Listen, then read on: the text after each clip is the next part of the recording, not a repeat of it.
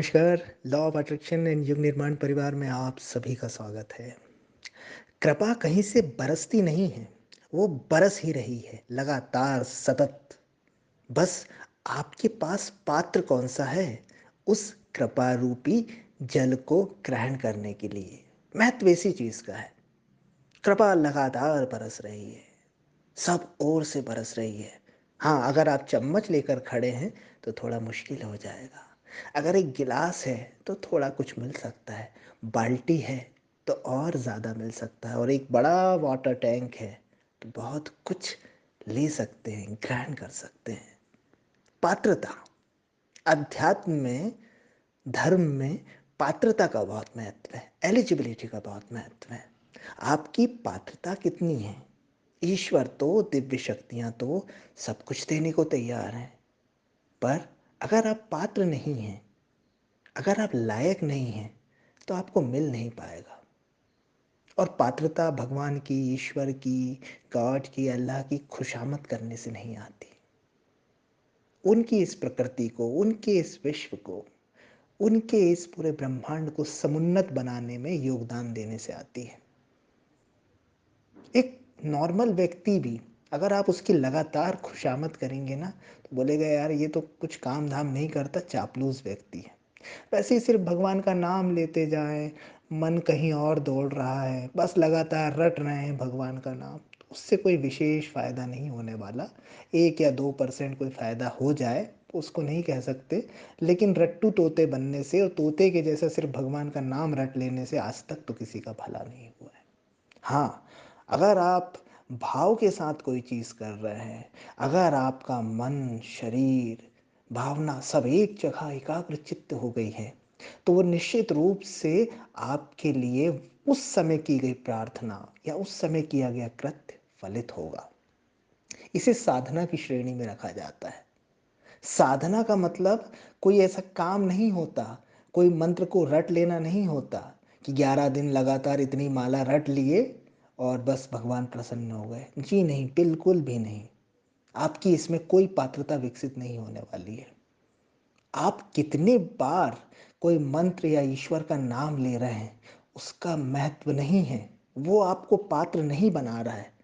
किस भाव से, किस समर्पण भाव से और कितनी गहराई से, कितनी निश्चलता के साथ, कितनी शुद्धता और पवित्रता के साथ आप नाम ले रहे हैं, मंत्र जाप कर रहे हैं, उसे याद कर रहे हैं, महत्व इसका है।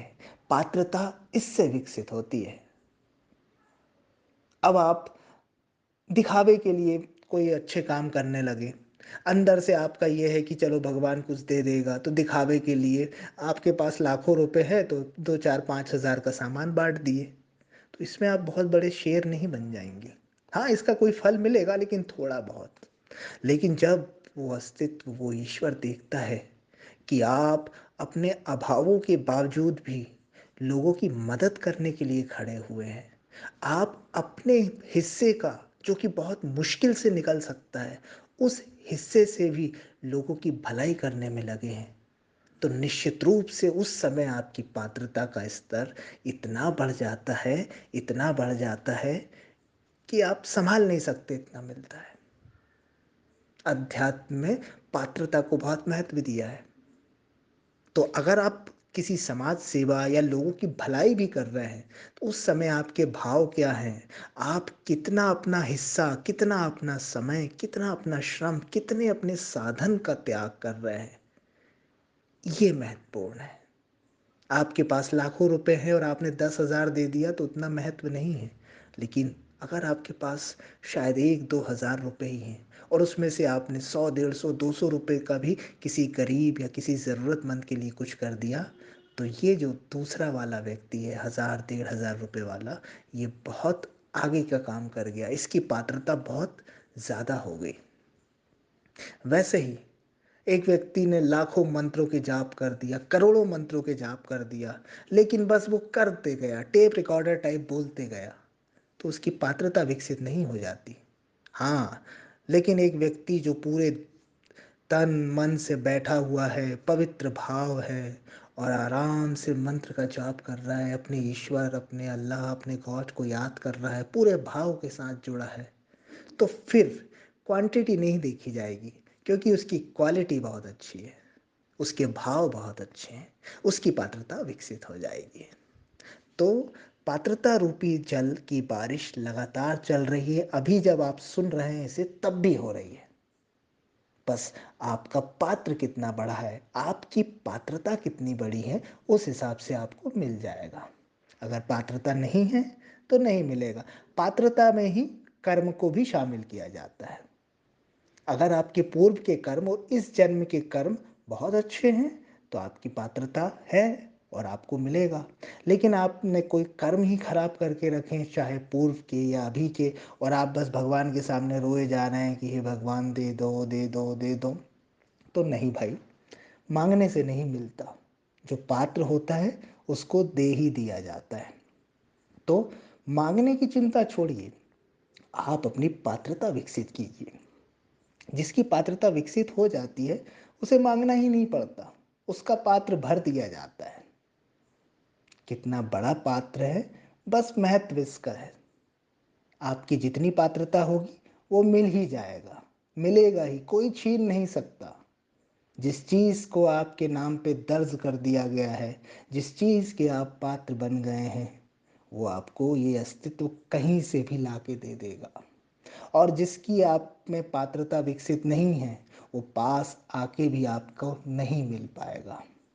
यही नियम है अध्यात्म का, यही नियम है धर्म का। अब आप देखिए कि आपकी कितनी पात्रता है और आपने क्या उसे विकसित किया है, और अगर आप नहीं कर रहे हैं तो पात्रता को विकसित करने लग जाइए। हम नहीं बोलते कि हमारे शब्दों और बातों को पकड़िए या उनकी एक एक चीज़ के हिसाब से करिए। आप धर्म ग्रंथों का, आप जिन भी धर्म ग्रंथों का अध्ययन करते हैं उनके मर्म को समझे। हर धर्म पात्रता को विकसित करने की बात करता है, अपनी योग्यता बढ़ाने की बात करता है, ईश्वर के समीप पहुंचने की बात करता है। जिस उपासना की हम बात करते हैं उसका अर्थ ही होता है ईश्वर के समीप जाना। जितने आप ईश्वर के समीप होते जाते हैं, इस अस्तित्व के आप समीप होते जाते हैं, अपने आराध्य के समीप होते जाते हैं, आपकी पात्रता उतनी ही विकसित होती जाती है। तो पात्रता बढ़ाने के तरीके बहुत हैं, एलिजिबिलिटी बढ़ाने के बहुत तरीके हैं। तो आप पात्रता बढ़ाने पे काम कीजिए, अर्थात प्रक्रिया पे काम कीजिए, परिणाम वो ईश्वर देख लेगा। धन्यवाद।